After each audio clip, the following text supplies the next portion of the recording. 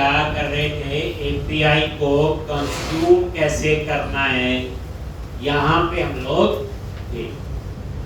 इसके लिए एपीआई बना ली थी, स्वैगर और पोस्टमैन में टेस्ट कर ली, ये कंप्लीट हो गया।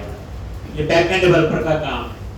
अब फ्रंट एंड वाला उस एपीआई को कंज्यूम करेगा। अब दूसरा पार्ट, तो हमने एक वेब एप्लीकेशन बनाई, सिंपल एमवीसी की हो सकती है, एंड्रॉइड की, रिएक्ट की, किसी की भी हो सकती है फ्रंट एंड।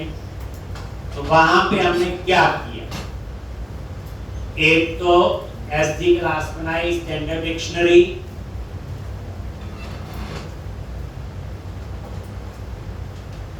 यहां पे हमने यूआरएल दे दी।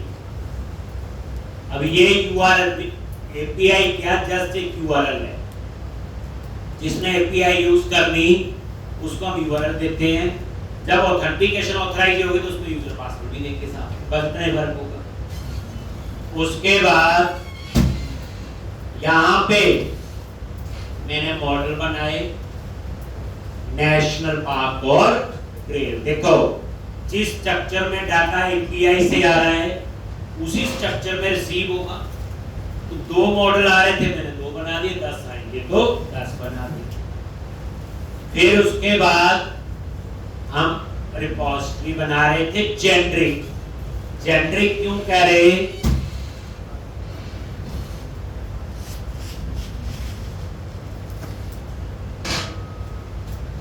जेनरिक क्यों कह रहे हम लोग, ये एक ऐसी रिपोजिटरी है जो एपीआई को कॉल करना है, लेकिन 2 एपीआई हो, 200 हो, 1000 हो, सबके लिए चलेगा।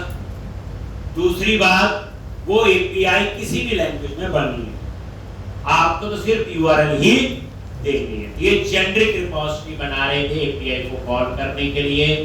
रिपोजिटरी आई रिपोजिटरी में हमने क्या किया था, एक इंटरफेस बनाया और एपीआई को कॉल करने के लिए फाइंड का, डिस्प्ले का, क्रिएट, अपडेट और डिलीट। इसमें क्या पास किया, यूआरएल तो सब में, बाकी एज पर रिक्वायरमेंट। फिर हम इस इंटरफेस को इंप्लीमेंट करने के लिए रिपोजिटरी ये है।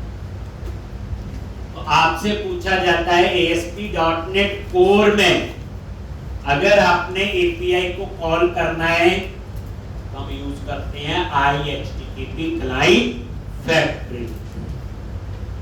रिएक्ट में कॉल करना होगा, उसकी अलग होती है, नोड में अलग होगा, PHP में अलग होगा। इसमें बता दिया IHTTP क्लाइंट फैक्ट्री। अब क्रिएट और सिंक का कोड लिखना शुरू करेंगे यहां पे। तो दो चीजें होंगी बच्चे, रिक्वेस्ट और रिस्पॉन्स। क्रिएट के केस में तो रिक्वेस्ट में डाटा भी जाएगा, कौन सा डाटा सेव करना है, तो ये आपका यहां पे आ रहा है।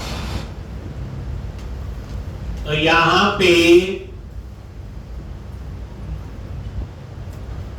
where